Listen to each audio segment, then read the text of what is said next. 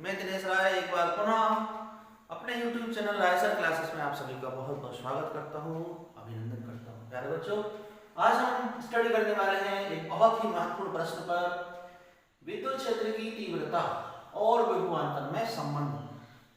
इन दोनों ही भौतिक राशियों में क्या संबंध है? विद्युत क्षेत्र की तीव्रता रिप्रेजेंटेड बाई ई, विभवांतर रिप्रेजेंटेड बाई वी। तो हम इनके बीच में एक रिलेशन फाइंड करने वाले हैं और उस प्रश्न को हम इस तरह से भी पढ़ सकते हैं, विद्युत क्षेत्र की तीव्रता और विभव प्रवणता में संबंध स्थापित करो। अभी जब मैं फाइनल आंसर आपको बताऊंगा उस समय आपको क्लियर कर दूंगा कि वहां विभव प्रवणता शब्द कैसे बनता है। उसके पहले बेटे अपन बात करते हैं चित्र की। माना कि बिंदु O पर प्लस Q आवेश रखा है। इसके विद्युत क्षेत्र में दो बिंदु हैं A और B, जिनके बीच की दूरी बहुत कम है। अर्थात आपको याद होगा ये अल्पांश होते हैं, दोनों के बीच की दूरी बहुत कम होती है। तो इनके बीच की दूरी है सपोज dx। अब हम कल्पना करते हैं परीक्षण आवेश प्लस Q नॉट की। प्लस Q नॉट आवेश माना कि रखा हुआ है बिंदु B के ऊपर। विद्युत क्षेत्र की तीव्रता की दिशा को समझते हैं। चूंकि प्लस और प्लस में रिपल्सन फोर्स लगता है, प्रतिकर्षण बल लगता है, अतः आपको दिशा समझ में आ गई होगी विद्युत क्षेत्र की तीव्रता की दिशा। अब मान लीजिए कि हमें परीक्षण आवेश Q नॉट या Q0 को B से A तक लाना है। तो हम जानते हैं कि समान आवेशों में प्रतिकर्षण बल कार्य करता है, अतः इस परीक्षण आवेश को B से A तक लाने में कार्य करना पड़ेगा। Work done against the repulsion force, कितना कार्य करना पड़ेगा? कार्य की गणना करने के लिए हमारे पास दो फार्मूले हैं। एक हमारा ट्रेडिशनल फार्मूला है work equal to F into D, and in vector form F into D vector form में लिखेंगे। एक तरीका तो ये है, आप सभी को मालूम है। और दूसरा तरीका है बेटे by the definition of potential V equal to W by Q naught. यहां से हम W को कैसे फाइंड करेंगे? W equal to V into Q। इस तरह से बेटे कार्य को सोल्व करने के दो तरीके बन जाते हैं। यहाँ पर एक परंपरागत सूत्र, और चूंकि ये सूत्र क्यों लगा रहे हैं, क्योंकि यहाँ पर आवेश का रिलेशन है, विभव का रिलेशन है, इसलिए हमें एक ऐसे सूत्र को लेना पड़ेगा जिसमें आवेश और विभव दोनों ही राशियां शामिल हो जाती हैं। अब इसमें ट्रिक का यूज करते हैं कि एक कार्य का सूत्र जो ट्रेडिशनल फार्मूला है और एक फार्मूला हमने विभव की सहायता से ज्ञात किया। इन दोनों ही सूत्रों की सहायता से हम विभव का मान ज्ञात करेंगे। सॉरी, विभव का मान नहीं बेटे, हम मान ज्ञात करेंगे W अर्थात कार्य का मान ज्ञात करेंगे और फिर इन दोनों की तुलना कर देंगे, सो देन फाइनल आंसर आ जाएगा। तो अब हम शुरू करते हैं कैसे सॉल्व करें। और एक चीज और क्लियर कर दूं मैं आप लोगों को कि बिंदु A और B दो है बिंदु, इनमें से किस बिंदु का विभव अधिक होगा? तो विभव की परिभाषा क्या कहती है? एकांक धनावेश को अनंत से किसी बिंदु तक लाने में किया गया कार्य उस बिंदु का विभव होता है। अनंत से B तक लाने में किया गया कार्य, जितना भी कार्य होगा उसको सपोज किया है मैंने, तो वही कार्य हो जाएगा विभव के बराबर। अर्थात सपोज किया है मैंने B के बराबर। अब चूंकि बिंदु A की दूरी B की अपेक्षा थोड़ी सी ज्यादा है, अतः एकांक धनावेश को अनंत से A तक लाने में किया गया कार्य थोड़ा सा ज्यादा होगा। किसकी अपेक्षा? B की अपेक्षा। तो यहाँ का विभव भी थोड़ा सा ज्यादा होगा, so that it is something more than of B, it is V plus dV। अब केवल इनके बीच में कितना विभवांतर होगा?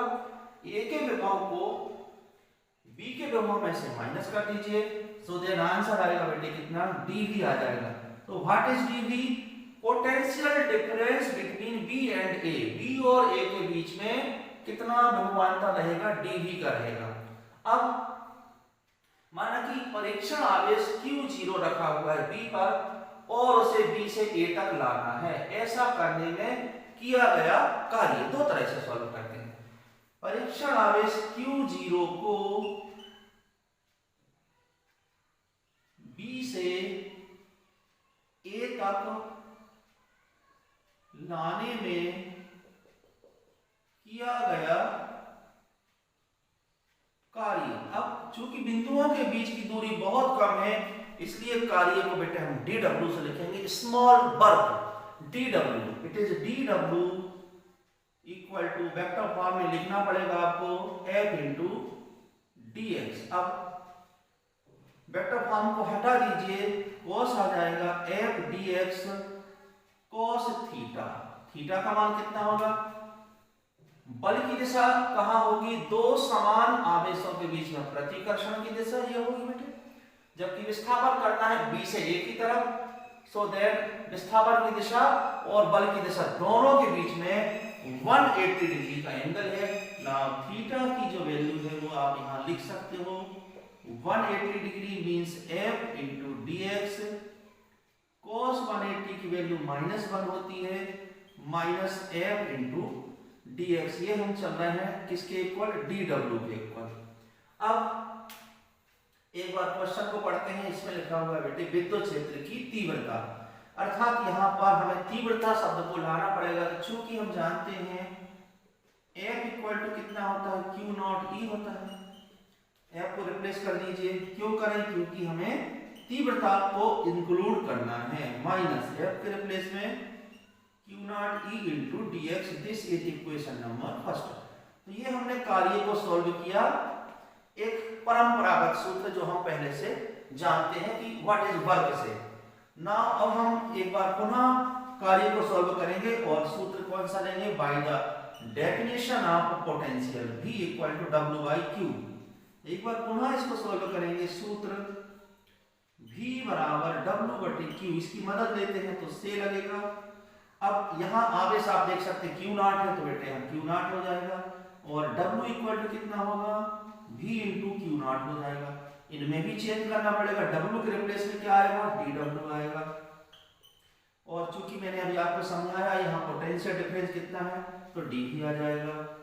एंड आल्सो Q नॉट लिख दीजिए, this is equation number second. और दोनों की तुलना कर दीजिए, समीकरण 1 और 2 की तुलना करने से हमें फाइनल आंसर प्राप्त हो जाएगा। समीकरण 1 व 2 से दोनों की तुलना कर दीजिए, dW and dW, so that final answer become Q naught E dx will be dV and Q naught। अब हमें चाहिए विद्युत क्षेत्र की तीव्रता, means only E equal to dV Q naught and divided by Q naught and dx। अब Q naught से Q naught cancel हो जाएगा, it is minus dV by dx। This is the relation between विद्युत क्षेत्र की तीव्रता means intensity of electric field and potential. विद्युत क्षेत्र की तीव्रता कितनी होती है, इसको हम शब्दों में व्यक्त करते हैं। V का मतलब होता है बेटा विभव, D लगा हुआ है मतलब विभव में परिवर्तन, और डिवाइडेड बाय dx। जब भी डिवाइडेड बाय dx मतलब दूरी का डिवाइडेशन करते हैं तो उस समय शब्द का उपयोग करना है आपको प्रवणता। जब भी किसी भौतिक राशि में परिवर्तन दूरी के सापेक्ष होता है तो उसे हम प्रवणता शब्द का प्रयोग से स्पष्ट करते हैं। मींस ये बेटा विभव है, विभव में परिवर्तन किसके सापेक्ष? दूरी के सापेक्ष। इसका मतलब ये लिखा हुआ विभव प्रवणता। अब ओवरऑल इसको एक लाइन में पढ़ता हूं मैं। विद्युत क्षेत्र की तीव्रता विभव प्रवणता के बराबर होती है, किंतु इसमें बेटे माइनस भी है। इसका मतलब है दोनों की दिशाएं परस्पर विपरीत होती हैं। किसकी दिशाएं? विद्युत क्षेत्र की तीव्रता और विभव प्रवणता। ओके, अब आगे इसमें हम और फर्दर स्टडी करते हैं। हम जानते हैं कि विद्युत क्षेत्र की तीव्रता एक सदिश राशि है। ये दोनों ही क्वांटिटी बराबर है किंतु दिशा विपरीत है। और ये भी हम जानते हैं कि विभव एक अदिश राशि है। विभव एक अदिश राशि है, लेकिन बेटे विभव प्रवणता अदिश राशि नहीं है, यह एक सदिश राशि है। कैसे पता चला? चूंकि विद्युत क्षेत्र की तीव्रता सदिश राशि है और यह राशि इसके बराबर है किंतु विपरीत है, अर्थात विद्युत क्षेत्र की तीव्रता के जस्ट विपरीत। यदि विद्युत क्षेत्र की तीव्रता की दिशा सपोज करें राइट साइड है, तो विभव प्रवणता की दिशा उसकी विपरीत अर्थात विपरीत यानी कि बाईं दिशा में होना चाहिए अकॉर्डिंग टू दिस फार्मूला। अब इसके आगे भी हम बात करते हैं, आप लोगों को ये बात क्लियर हो गई कि विभव सदिश राशि, विभव अदिश राशि है किंतु विभव प्रवणता एक सदिश राशि है, और इसकी जो दिशा होती है उसका निर्धारण कैसे करते हैं, विद्युत क्षेत्र की दिशा के ठीक विपरीत करते हैं। आगे 1 नंबर का क्वेश्चन एमसीक्यू में किस तरह से पूछा जा सकता है।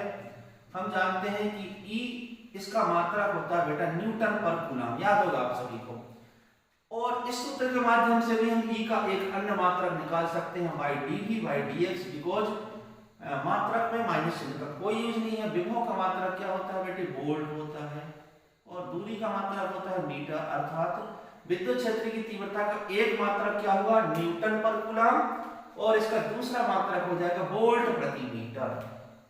इसी प्रकार से विभव प्रवणता का एक मात्रक क्या होगा, वोल्ट प्रति मीटर, और दूसरा मात्रक हो जाएगा न्यूटन प्रति कूलम। इस तरह से बहुत ही अच्छा क्वेश्चन है, इसको आप तैयार कीजिए। 3 नंबर के लिए इंपॉर्टेंट क्वेश्चन है। अब हम एक नए क्वेश्चन की तैयारी करते हैं।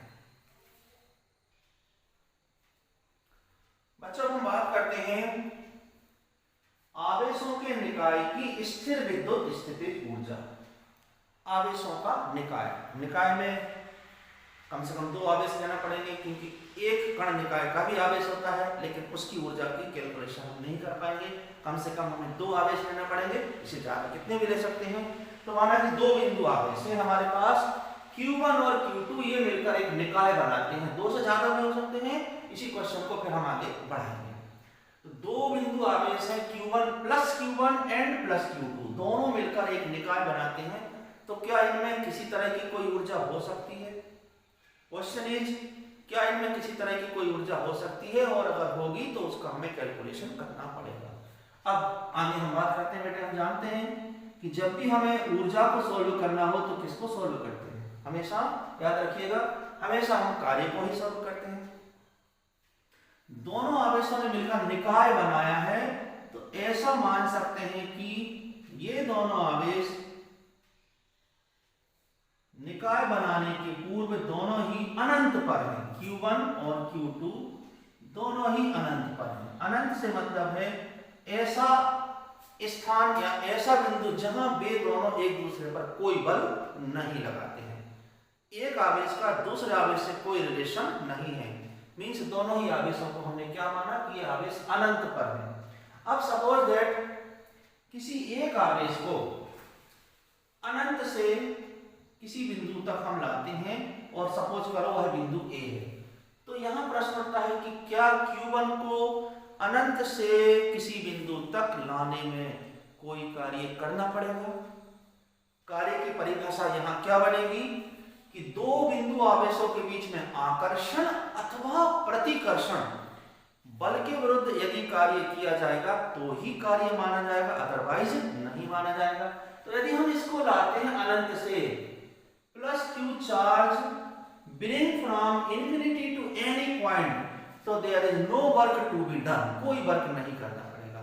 लेकिन अब ध्यान से सुनिएगा, जैसे ही दूसरे आवेश को लाते हैं अनंत से बिंदु B तक, और दूसरी बात बिंदु B प्लस Q1 आवेश के विद्युत क्षेत्र में है, अगर विद्युत क्षेत्र में है तो Q2 को लाने में कार्य करना पड़ेगा।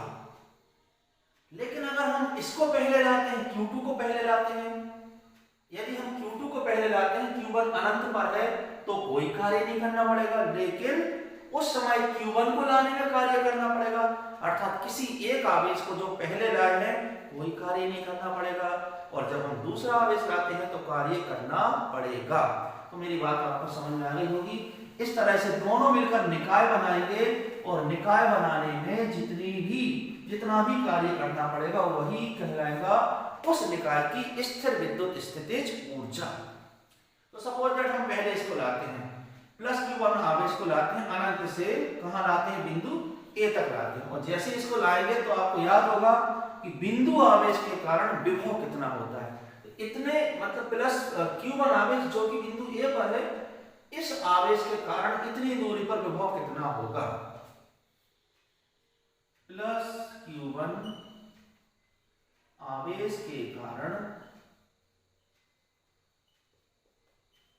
बिंदु B कितनी दूरी पर है, R दूरी पर है। बिंदु B P पर विभव कितना होगा? तो विभव हम जानते हैं बिंदु आवेश के कारण कितना होता है बेटे 1/4πε0 के Q/R। अब V के स्थान पर आपको V1 का यूज करना है। इस आवेश के कारण इस बिंदु पर विभव। प्रश्न उठता है कि हमने विभव की गणना क्यों की?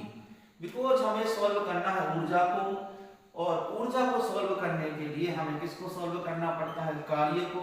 और आपको मालूम है कि कार्य कैसे सॉल्व होगा? By the definition of potential V equal to W/Q। तो W इक्वल टू क्या होगा बेटे? W इक्वल टू होगा V into Q। Means V का कैलकुलेशन हमने पहले से करके रखा है कि इतना होगा विभव। अब दूसरी बात ये होती है कि कार्य की गणना करना है, जो भी कार्य होगा वही इन दोनों के बीच की ऊर्जा हो जाएगी। अतः अब आवेश Q2 को अनंत से बिंदु B तक लाने में किया गया कार्य, आवेश प्लस Q2 को अनंत से बिंदु B तक लाने में किया गया कार्य। इसके लिए परिभाषा कहां से बनेगी? इस सूत्र से बनेगी। V equal to W/Q। इसकी मदद लेते हैं तो से लिखना पड़ेगा बेटे। तो W इक्वल टू क्या हो जाएगा? W इक्वल टू हो जाएगा V इंटू Q। अब इसमें भी परिवर्तन करेंगे तो W इक्वल टू V के रिप्लेस में कितना विभव है आप देख सकते हैं V1 है, तो यहाँ V1 लिखेंगे इंटू किसको लाना चाहते हैं? Q2 को। तो Q की जगह आपको Q2 लिखना पड़ेगा। समीकरण नंबर 2। अब क्या करेंगे आप? समीकरण 1 से V1 का मान रख लीजिए। समीकरण 1 से V1 का मान रख दीजिए। अतः W इक्वल टू हो जाएगा, V1 का मान यहां से रख दीजिए 1/4πε0 के।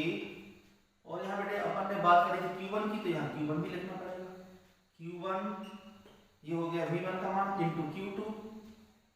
इतना कार्य करना पड़ेगा और एंड डिवाइडेड बाय क्या है? R है। Q1 into Q2, Q1 into Q2 divided by R। यही कार्य आवेशों के निकाय में स्थिर विद्युत स्थितिज ऊर्जा के रूप में संचित हो जाएगा। मीन्स W की जगह आपको बेटा U लिखना पड़ेगा, बिकॉज W मतलब कार्य है एंड ऊर्जा को रिप्रेजेंट किया है U से। द फाइनल आंसर इज 4πε0 के Q1 Q2 बाई R। और आप चाहें तो बेटर होगा इधर इसकी इकाई लिख दें। इकाई क्या होती है? ऊर्जा की इकाई होती है जूल। ये हो गई बेटा दो बिंदु आवेश हैं Q1 और Q2 जिनसे मिलकर बना हुआ है एक निकाय। दो बिंदु आवेशों के बीच में स्थिर विद्युत स्थितिज ऊर्जा। अब आप अगर इसको उल्टा भी करोगे, मींस अगर पहले हम Q2 को लाते हैं तो यहाँ बेटे Q2 हो जाएगा, यहाँ V2 होगा, और बाद में हम Q1 को लाते हैं तो फिर आपको यहाँ Q1 का यूज करना पड़ेगा। एंड ओवरऑल रिजल्ट सिमिलर आएगा, एक जैसा आएगा, नो डाउट, इसमें कोई शंका नहीं है। अब मान लीजिए कि दो बिंदु आवेश ना होकर तीन बिंदु आवेश है। आवेशों के निकाय में हम देख रहे हैं कि तीन बिंदु आवेश है, तो फिर क्या होना चाहिए फार्मूला? सपोज दैट तीन बिंदु आवेश है, एक A पर है, एक B पर है और एक C पर है। यहाँ पर A पर हमने सपोज किया Q1 है प्लस में, यहाँ प्लस में Q2 है एंड यहाँ प्लस में Q3 है। तीनों मिलकर एक निकाय बनाते हैं। इनके बीच की दूरी ज्वाइन कर दीजिए। 1 और 3 के बीच की दूरी 1 3, Q1 Q2 यहाँ 2 ले लेते हैं, यहाँ 2 ले लेते हैं, एंड 2 और 3 के बीच की दूरी R2 3 एंड 1 और 3 के बीच की दूरी R1 3। दो दो का पेयर बना लीजिए इस फार्मूले की हेल्प से। तो कुल मिलाकर ऊर्जा कितनी होगी? U इक्वल टू पहले 1 और 2 ले लीजिए, और हम देख सकते हैं कि ये राशि सभी में आएगी बेटे। तो हम चाहें तो इसको एडवांस में कॉमन लेके चले, 1/4πε0 के, एंड इसको मैंने एडवांस में कॉमन ले लिया। पेयर बनाइए 1 और 2 का, means Q1 Q2 by R12। अब आप ले लीजिए 1 और 3 को, Q1 Q3 R23, एंड अब आप ले लीजिए 2 और 3 को, Q2 Q3, और यहाँ हो जाएगा, सॉरी यहाँ बनाएगा बेटे, सॉरी यहाँ आएगा 2 एंड 3। ठीक है, इस तरह से ये हो जाएगी तीन बिंदु आवेश। इस तरह से हम कितने भी बिंदु आवेश ले सकते हैं, ये हो जाएगा तीन बिंदु आवेशों के बीच में आवेशों के निकाय की स्थिर विद्युत स्थितिज ऊर्जा। अभी बेटा हमने बात करी थी दो बिंदु आवेश की Q1 और Q2 की, तो उसके बाद हमने बात की थी तीन बिंदु आवेश की Q1, Q2 एंड Q3। अब ऐसा सपोज करें कि n आवेश हैं जो कि मिलकर आपस में निकाय बनाते हैं, तो उस कंडीशंस में हम इस फार्मूले को किस तरह से लिखेंगे। आप सभी जानते हैं समीशन या सिग्मा का उपयोग करते हैं योग के लिए, या यहाँ पर सिर्फ तीन बिंदु आवेशों का योग है 1, 2 and 3, Q1, Q2 and Q3। Suppose करें n बिंदु आवेश है तो फिर हम इसको समीशन के रूप में किस प्रकार लिखेंगे। एक्चुअल में ये जो क्वांटिटी है सभी में कॉमन रहेगी। अब आप यहाँ देख सकते हैं 1, 2 है, देन अगले में 1 एंड 3 है, फिर अगले में 2 एंड 3 है। तो समीशन के रूप में हम कैसे लिखते हैं, हम समझते हैं इस बात को कि सपोज हमारे पास ऐसा एक इक्वेशन है x1 + x2 + x3 प्लस, और इसको हम समीशन में लिखना चाहते हैं। कैसे लिखते हैं, समीशन xi एंड i की वैल्यू कहां से स्टार्ट हो रही है बेटे, 1 से लेके 4, तो ये लिमिट होती है 1 to 4 होती है।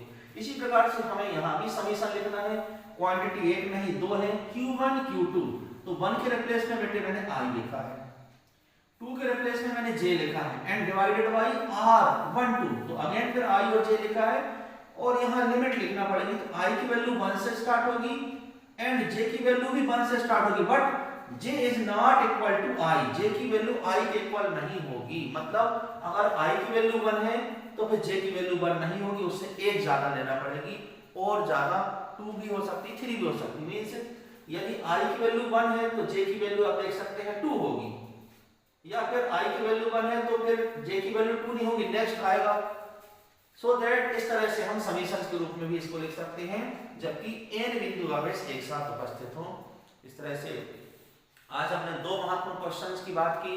पहला क्वेश्चन क्या था, विद्युत क्षेत्र की तीव्रता और विभवांतर यानी कि विभव प्रवणता में संबंध, और दूसरा महत्वपूर्ण क्वेश्चन है आवेशों के निकाय की स्थिर विद्युत स्थितिज ऊर्जा का व्यंजक स्थापित करो। इसकी कभी डेफिनेशन आती है तो क्या होगी कि जब आवेश मिलकर एक निकाय बनाते हैं, सुनिएगा ध्यान से, जब आवेश मिलकर एक निकाय बनाते हैं तो उस निकाय को बनाने में जितना भी कार्य करना पड़ता है, आकर्षण बल या प्रतिकर्षण बल के विरुद्ध, दोनों हो सकते हैं। अगर सिमिलर चार्ज है तो प्रतिकर्षण बल आएगा, और अपोजिंग चार्ज है तो अट्रैक्शन आएगा। तो प्रतिकर्षण या आकर्षण बल के विरुद्ध में जितना भी कार्य करना पड़ेगा वही कार्य स्टोर हो जाएगा, संचित हो जाएगा, जिसे कहते हैं आवेशों के निकाय की स्थिर विद्युत स्थितिज ऊर्जा। इस तरह से आज हमारी स्टडी कंप्लीट होती है। आप लोगों को प्रतिदिन मेरे द्वारा शेयर किए गए वीडियो पसंद आ रहे होंगे, आपकी स्टडी में कुछ ना कुछ हेल्प जरूर हो रही होगी। आप लोग स्टडी करते रहें, परीक्षा का समय बहुत नजदीक है, और मैं पूरी कोशिश करूंगा कि आप लोगों को लास्ट चैप्टर तक ले जाऊं, आपकी हेल्प कर सकूं, आपकी प्रगति में, आपकी उन्नति में मैं अपना योगदान दे सकूं। इन्हीं शब्दों के साथ जय हिंद, जय भारत।